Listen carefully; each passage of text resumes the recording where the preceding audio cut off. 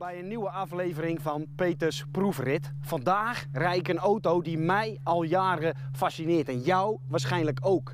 Het is de Saab 9.3 Viggen, een auto met 230 pk op de voorwielen, een prachtig ingetogen spoilerpakket en een beruchte reputatie als het over zijn rijgedrag gaat. Ik ben benieuwd wat daar nou van waar is.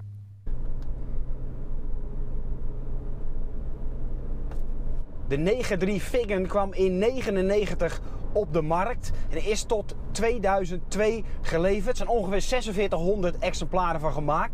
Je had natuurlijk de Aero's en er kwam dan de Viggen bovenop. De nog snellere, nog sportievere versie van de Saab 9.3. Vernoemd naar de Saab 37 Viggen, hè? Die straaljager van Saab met die delta-wing. En dat verklaart ook het logo van de Viggen, hè? Die delta-wing van die straaljager. Die Viggen werd uitgerust met een voor Saab behoorlijk uitbundig spoilerpakket.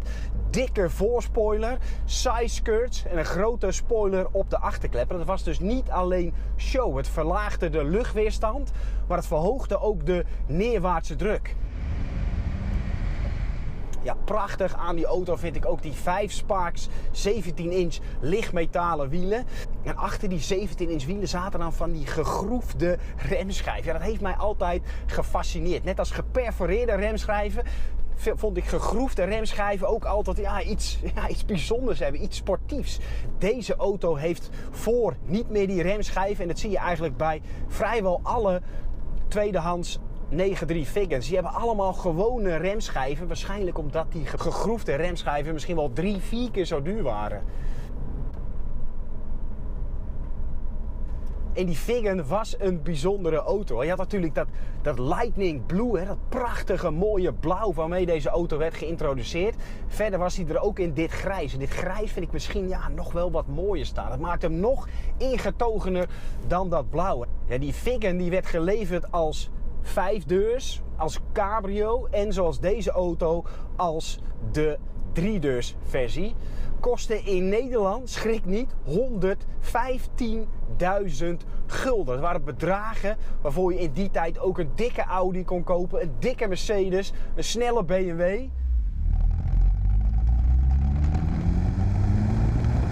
Laten we eerst even kijken naar de specificaties van deze auto, want die zijn waanzinnig eigenlijk wel. 2,3 liter turbomotor, een hele grote turbo die voor een hele hoop laaddruk zorgde en dat resulteerde in 225 pk. In zijn eerste leveringsjaar, vanaf 2000, kregen ze allemaal 230 pk en ruim 340 newtonmeter. Op de voorwielen, hè? Dat is een voorwiel aangedreven auto, handgeschakelde 5-bak. Het onderstel werd grondig aangepakt. Maar het bijzondere aan deze auto is natuurlijk die motor. Daarmee moest die Saab kunnen laag vliegen. Ja, voor de hand liggende vergelijking. Maar ja, zo werd nu eenmaal in de persmap destijds deze auto neergezet.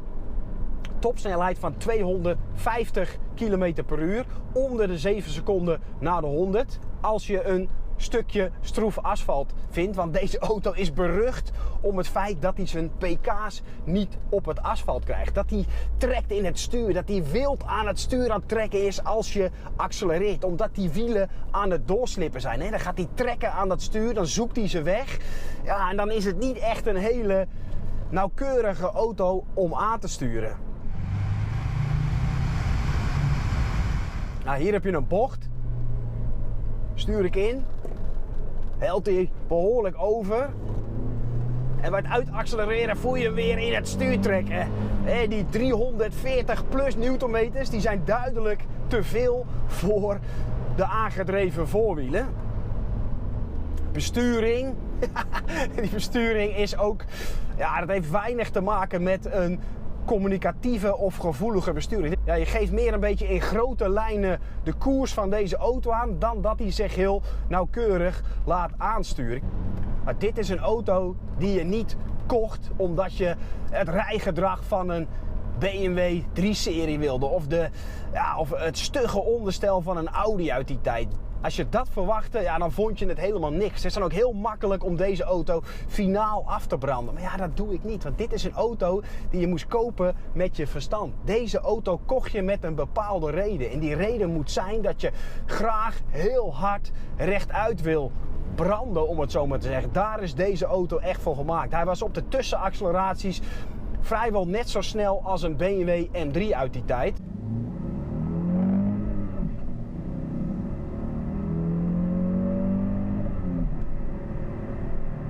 Die motor heeft wel karakter. Onderin doet hij redelijk mee. Moet hij even druk opbouwen en dan, ja, dan gaat hij er echt bloedfanatiek vandoor. Dan gromt hij, dan brult hij, dan hoor je die turbo een beetje sissen en blazen. Ja, het is een bijzondere rijervaring. Dit is een auto die je kocht om heel snel hele grote afstanden af te leggen. In heel veel comfort. Fantastische stoelen, 4-spaks, stuurwiel, goed overzicht, helder dashboard. Typisch Saab, heel veel knopjes, een beetje naar je toe gericht. Dit is een auto die zich duidelijk onderscheidde van alle snelle coupés die uit Duitsland kwamen in die tijd.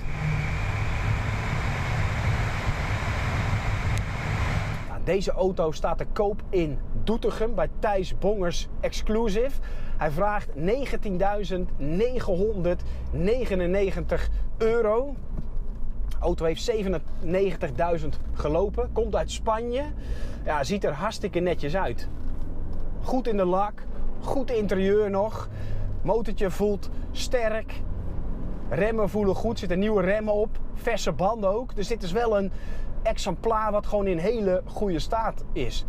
Ik vind het wel wat eigenlijk. Dat is een eigenwijs model met een eigen visie, met een eigen manier om heel veel pk's op straat te krijgen. Dat lukt dan weliswaar niet heel goed, maar toch. Het is wat anders dan die Duitse coupés. Het is niet sportief, het is niet communicatief, het is comfortabel, maar het is ook bloedsnel. En dat vind ik nou echt karakteriserend voor het merk Saab. En dat tezamen maakt van deze zeldzame 9.3 Viggen ja, een hele speciale youngtimer.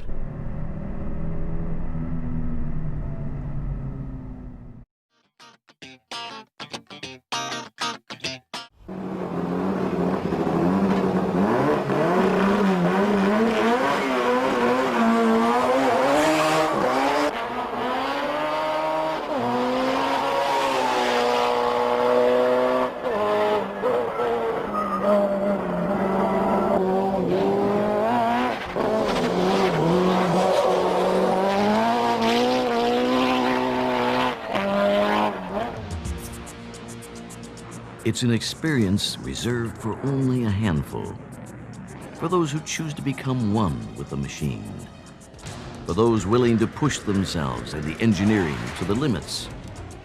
For those who have no doubts, the experience has few rivals.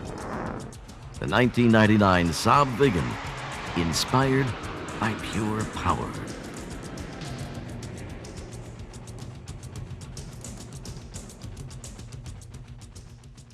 I sit behind a lot of different controls, but one thing I demand from all of them is responsiveness. That's why when I'm in a Viggen, it feels right. Whether I'm in the pilot's seat or the driver's seat. The 1999 9.3 Viggen is a high-performance sports model in 3-door, 5-door, or convertible versions. Here, let's do a little pre-flight check. You'll notice some things about this car immediately, like its sleek, inspired exterior. From the ground up. There are larger 17 by 7.5-inch 5-spoke aluminum wheels and low-profile, high-performance 215/45 Z-rated tires. As we move around the car, the Viggen's handsome gray side molding and bumper inserts provide a unified look. Along the front, there's a unique one-piece spoiler, painted to match the body. Notice the larger screened intake opening. Also notice that the front grille has been streamlined, without the 9.3's usual rubber molding along the bottom. Also note the new lower panels, with removable covers for the jacking points. The new rear skirt is also painted. And around the back, the high-finish exhaust pipe is a nice detail. This is part of a new rear muffler with less back pressure and a characteristic sound for the Viggen.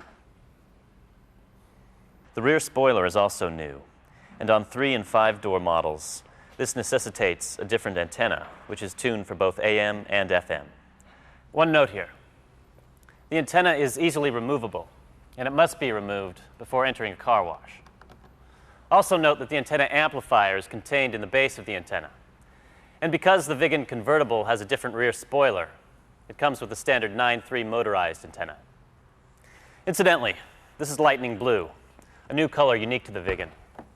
It will also be available in black and silver. I feel right at home with the dash inspired by aircraft cockpits. The gray upper surface blends perfectly with the aluminum-colored instrument panel faceplate. Saab has replaced the standard 9.3 main instrument unit with a 9.5 unit, incorporating a boost gauge. Even the 9.3 seats have been restyled for performance, with special padding and upholstery, both in the front and rear. The center inserts come in either blue or black textured leather, with matching door and side panel inserts. Each seat is emblazoned with the bold Viggen signature. Also notice the new steering wheel with thicker padding.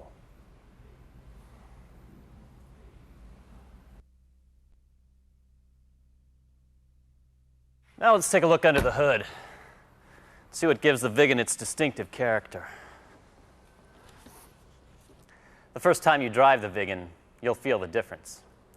Maximum engine horsepower is 225 at 5,500 RPM, with 252 foot-pounds of torque at 2,500 RPM. The Viggen's top speed is 155 miles per hour, limited by the engine control module. Saab began with a larger 9.5 engine, the B235. The engine management system is Trionic T7.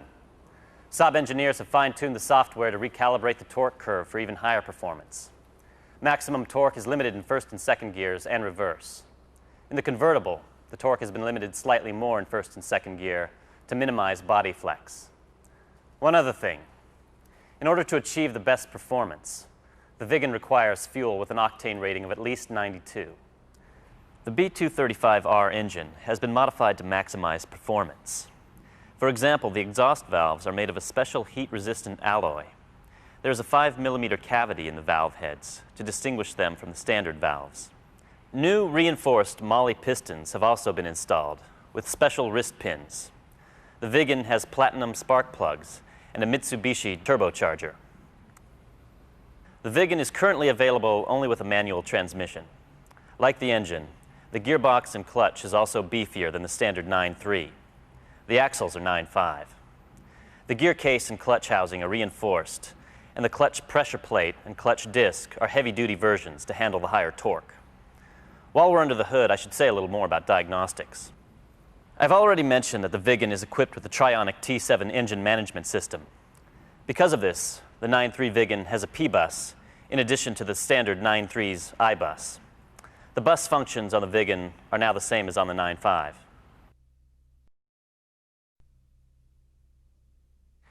Now let's take a look at the Viggen chassis. There have been some changes there too. It's been tuned for high performance without compromising ride quality. For example, the front and rear springs are stiffer, with the rear stops positioned higher up than in the standard 9.3. The front and rear shocks are also new. These changes have lowered the Viggen about 10 millimeters. While we're talking about the shocks, there's one critical piece of information regarding pre-delivery service.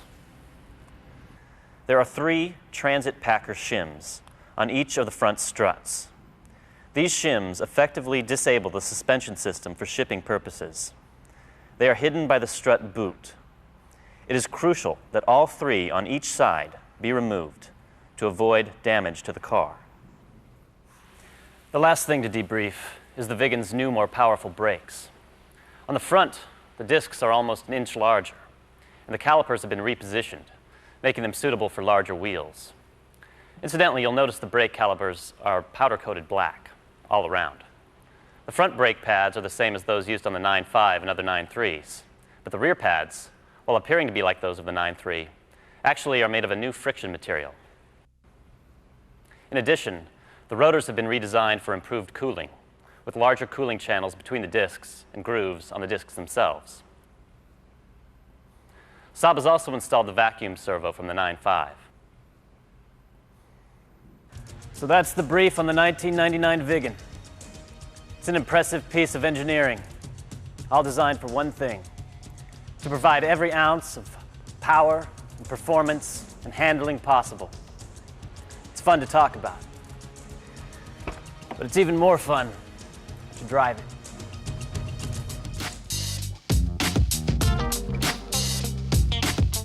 Don't even think about it. I'll see you on the other side of 150. Peace.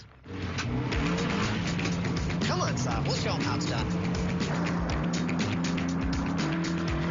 Tell you what, I'm annoyed he has a tailwind. It's a lot of wind to push a car. Fourth gear, there's 90 and 100. Tightening the belts a little bit. 110, wobbling around. Fifth gear, no more shifting, foot to the floor. Let's do this. Holy shit. 140 already. Come on. 144. 147. It's making some weird noise. Come on, come on, come on, come on, come on, come on. In our quest to find the cheapest car that could go 150 miles an hour, we had each one a challenge. Oh, they're screaming! Now we were at the legendary El Mirage dry lake bed, gunning for 150. Adam's Trans Am had only reached 136. That just sucked! Now, it was my turn. 147! It's making some weird noise! 149! Come on! 150! Yes! That is official! 150 miles an hour. I'm just gonna keep it going to see what happens. 151! No way!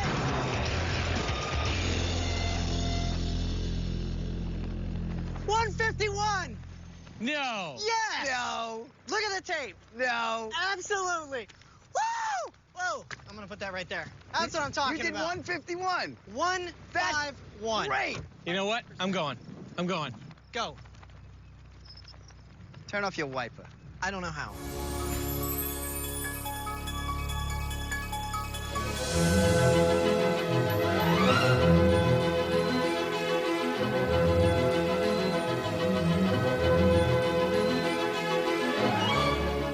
Saab started making aircraft. They started in 1937, and the name Saab comes from Swedish aircraft. AB means limited. That's how the name comes from. And they were making aircraft up to end of the war here in Trollhättan. But during the last 2 years of the war, they were discussing what they were doing when the war ended, and everybody hoping there would be no more war. They in fact decided to go into making cars because they could not lay off the amount of people they had redundant. They decided to make cars, a pure economic decision. They had a huge specialist workforce that had been trained into making mechanical things aircraft quality. So that was a philosophy, in fact, that dictated what their first car looked like. You can see by looking at the prototype that it's really a weird-looking thing. It was designed in a wind tunnel. It's very smooth, there isn't a straight panel on the car. They put a bed of manure on the workshop floor and put an oak block on top of that. And then they proceeded to shape the panels, because apparently that this gave these master aircraft panel beaters the right degree of compliance in beating these things into shape. Everybody said it was the strongest car made. And I remember one of the managing directors hit a lamppost in the city here, and that fell over the car, and the only thing damaged was on the lamppost. So that was really strong. It's front-wheel drive. Now, for 1942, that was quite innovative.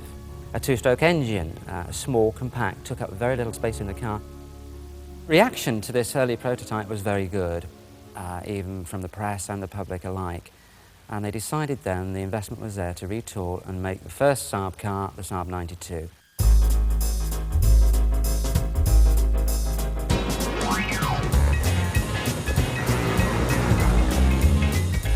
This is a Saab 92, very early model. And the first car was made 49, and I had one. The first one I bought was 1952, a second-hand one, a green like this one, and everybody was green for the first 3 years.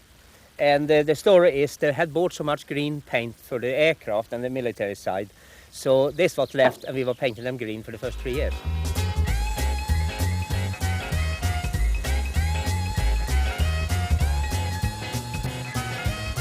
And what I remember of the car, it was not the quickest one, I think, but it was extremely strong, fantastic road holding like all Saab have had all through the history.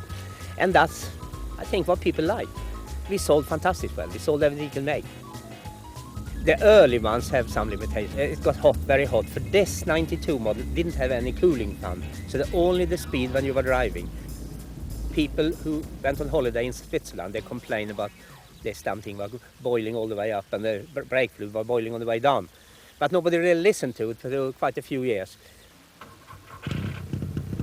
A two-stroke was simple. You know, they were light and very, very simple. There was only this one, only about 6 parts moving, and the three-cylinder later on had about 9 parts moving. And very, very simple. Could you get the spark plug right, it can run forever. As you can see, the car was made by aircraft people. It looks like a wing, and there were wind tunnel tested. There were not many cars at that time, what I know, who was wind tunnel tested, and the results was extremely good. The model progressed logically from the 92 to the 93.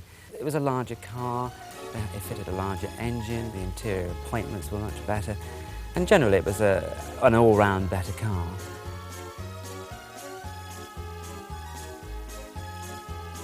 The Saab two-stroke unit was a very interesting engine in so much that it took them really through almost a decade. When virtually everybody else was fitting four-stroke engines, Saab persisted with a two-stroke engine, simply because they refined it more than anybody else. It gave it an awful amount of power, given its specific size, was capable of being highly tuned.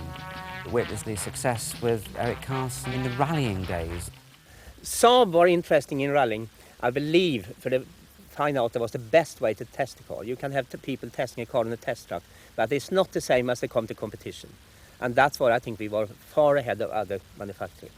And the big wins come in the early 60s. I won RIC Rally 61, 62, 63 in Great Britain, and Monte Carlo 62, 63. When we won Monte Carlo Rally, it was fantastic for me, but I think at that time the publicity from Monte Carlo Rally was something extremely good for Saab company. People were looking at the fact they were winning rallies successfully, one after another, with a tiny little car, with a tiny little engine, and a rather large driver. It did the company no harm at all, and no doubt boosted their export sales, and certainly made the model more popular in the UK. Saab have not marketed themselves as much on their sporting pretensions, but they have used the two words unique and distinctive in their marketing. And I think in doing that, they were trying to suggest to people, the people who bought it, that you were buying something very different to the car down the road. It's a well-kept secret, really, that Saab made a sports car. It was introduced originally to the States because the major importers in the States, required a sports car.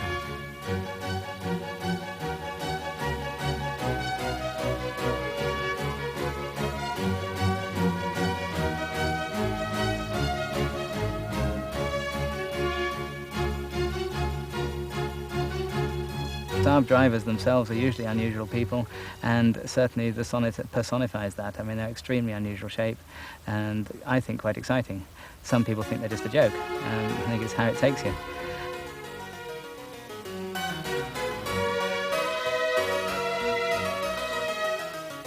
I've heard it called an ugly duckling many times, but to me that is the great appeal of it. It is so different from anything else.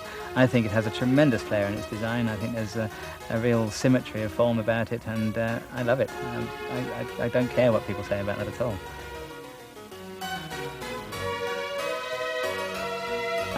For my money, the later Italian design isn't quite so perky, it isn't quite so nice, but it has its own charm as well.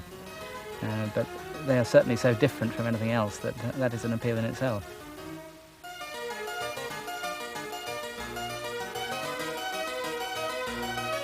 The Sonnet 3 was produced up until 1974, and you can see the development that Saab did with the crash-proof bumpers. They would absorb 5 miles an hour impact. They had side impact protection in the doors. They were meeting Californian emission requirements, which are very high at the time, and safety requirements.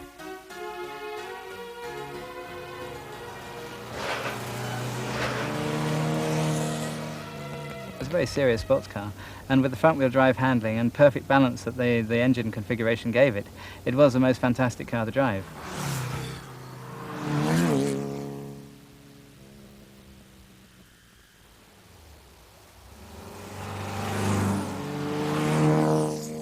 This car was very, very competitive. It was well able to handle MGBs, midgets, Spitfires. It had no problem seeing those off.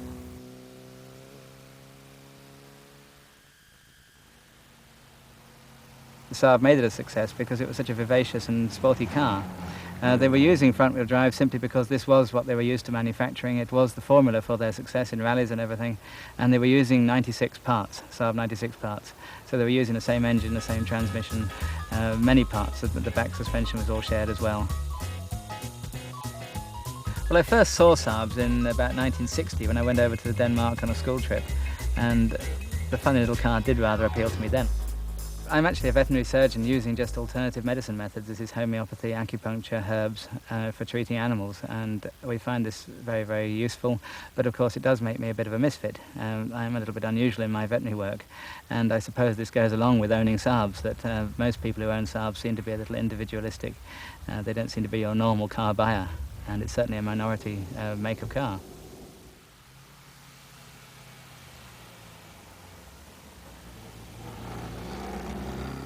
So I'm ashamed to say I have 11 Saabs, in fact, in running order. We have 2 others, one for breaking, one for sale, but we have 11 actually running, ranging from the very, very first Saab that ever was imported into Britain, that's the yellow 92B, right up to a Saab Turbo Racer that actually won the Saab Mobile 1 Challenge in 1988.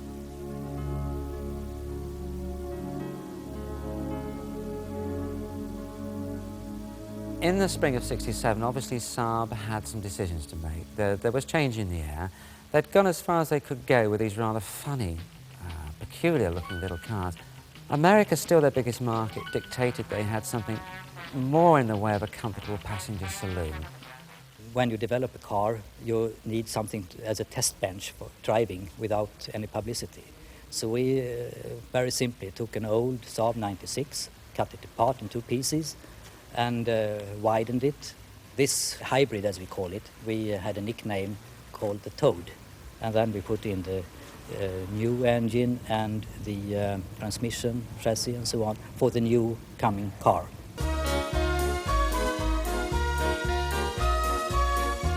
The new model, the 99 as it was designated, really was a complete departure from Saab, from their normal, small, rather quirky little cars. It really was a total sea change, and I think it really marks Saab's entry into the executive car market. Well, this is a 1978 Saab 99 Turbo. It was, if you like, the end development of the Saab 99 range. I think Saab were in a dilemma. They needed another engine to compete with BMW and one or two other larger manufacturers, and they wanted a new sporty image. So the obvious choice was to look for a different type of engine, which was probably a 6-cylinder engine, but they couldn't get it under the bonnet. So their idea, bearing in mind they related to Saab Scania, and the Scania lorry side, they looked into turbocharging. And this was the first application of in a production car of putting a turbo on basically a standard 2-litre engine. They uprated the head and strengthened it where necessary, but basically it's the standard cooking engine with a turbo attached. Performance can be dangerous, but it's not also dangerous not to have performance in, for example, overtaking. And therefore the turbo, we will say, give you more freedom to handle the car in a safe way.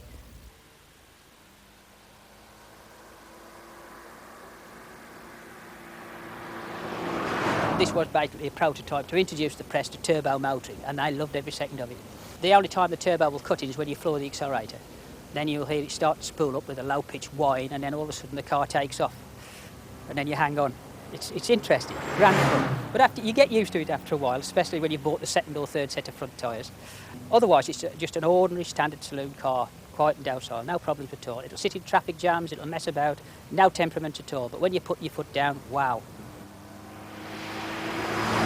Suddenly, you've got a sporty motor car, so you've got a family car and a sporting motor car in one.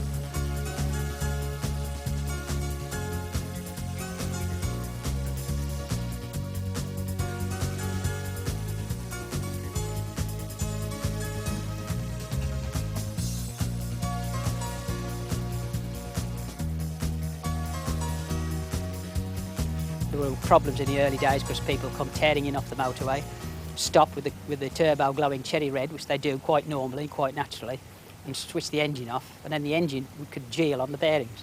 Next time it started the engine, it would whip the seals out the turbo, hence you'd hear people having turbo explosions, and that's what usually caused it. The modern ones now, they've got a smaller turbo, water-cooled, and they've gradually refined it till it's really user-friendly now. You can forget all about them.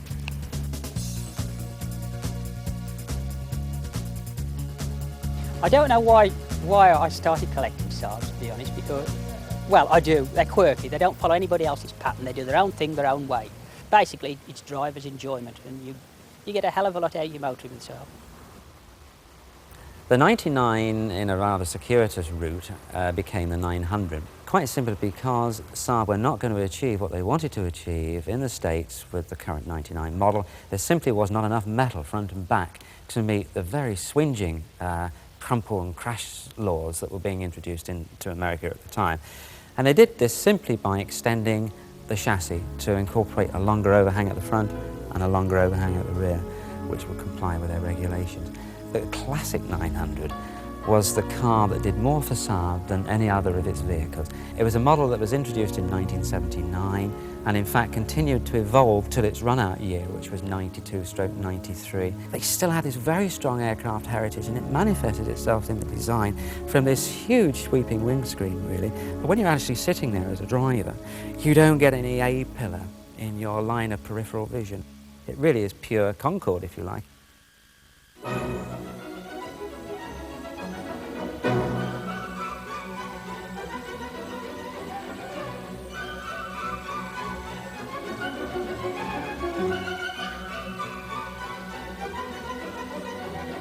The original 9000 was launched in '85 and carried on Saab's philosophy with the turbocharged engine and offered the public a high-performance luxury car with good fuel economy and good performance and a good size package.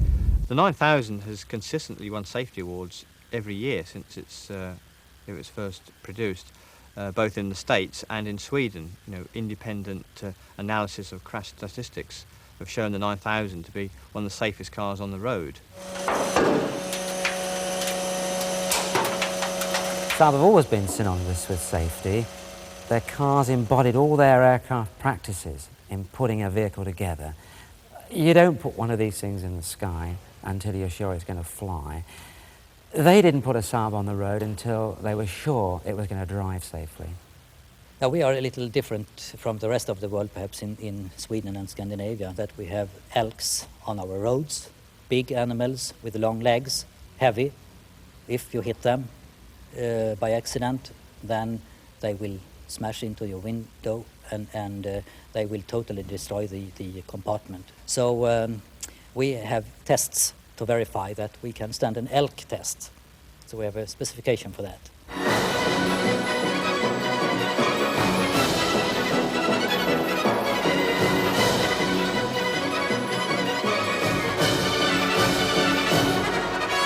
One of the most tremendous feats of endurance actually achieved with the Saab 9000 Turbo was the Talladega Long Run, which was in the Alabama desert. They literally ran for 3 weeks at an average speed of around 130 miles an hour, and excluding driver changes and service stops, these cars ran non-stop for 3 weeks, which really did prove Saab's point, and that was a turbocharged car can be very, very reliable, and I think they proved that quite conclusively. Personally, I think the 9000 is a great car. I've driven the same one now for 6 years and so see no reason to change it. It offers me exactly what I want.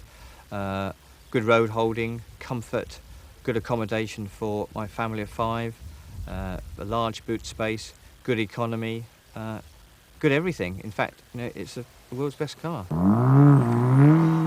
We started racing the 9000 in 1989 because as a racing team we recognised, you know, the potential of the chassis, the good road holding, the powerful engine and the good braking system. A lot of people within Saab and outside Saab said that the car couldn't win, and when we persevered and we won the Great Britain Championship for production saloon cars in 1992. We had a jubileum for the aircraft division 1987, and with aircraft it was very easy to show what the aircraft can do, all the air shows and things like that. And Scania trucks, they were showing big trucks and things like that. And our PR director at the time said, we must have something to show the car side and tried to find out something, and that's why we started this. And we were doing two-wheel, we were jumping and things like that. And I tell you, we broke quite a few cars before we got it right.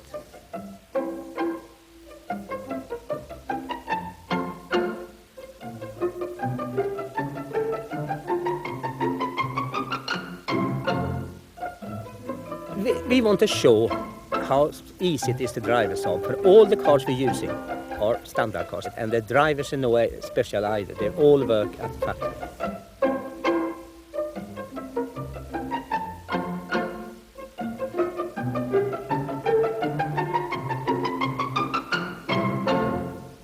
Saab as a company have never compromised on styling their vehicles, right from the very earliest vehicles, the two-strokes, right to the very latest 900s and 9000s. They've done things their way. Now, as a purchaser of a car, you either love that or you hate it.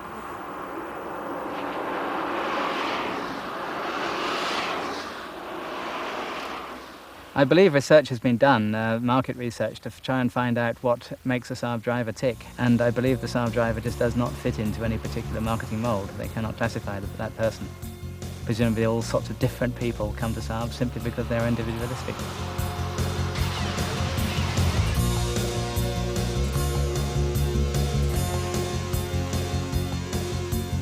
Saab has continued to have an image problem. It's very difficult for a lot of people to place where the car is coming from, but that has worked to its advantage in recent times when, during the recession, company owners felt they couldn't replace Mercedes or BMWs and make the wrong sort of statement to employees who were being laid off, but they still felt they could spend the same money and have the same quality of car without making a huge image statement. You could buy a brand new Saab and employees wouldn't be upset so much as if they bought a BMW. Saabs have generally cost more than the equivalent car. They've not necessarily made very bold statements either in their advertising or in their street presence, but they have made a presence felt in the golf club, in the conversations in the pub, that you could say that your car was a bit different, a bit unusual, and wasn't going to be parked alongside something similar elsewhere. I think Saab's image problem comes simply from the fact they are a Swedish-built car. The Swedish culture is a very conservative culture. The Swedes don't want to shout about how good the car is, and perhaps that has led to this perception that they are a boring car. But I think as time goes on, Saab will prove people to be wrong.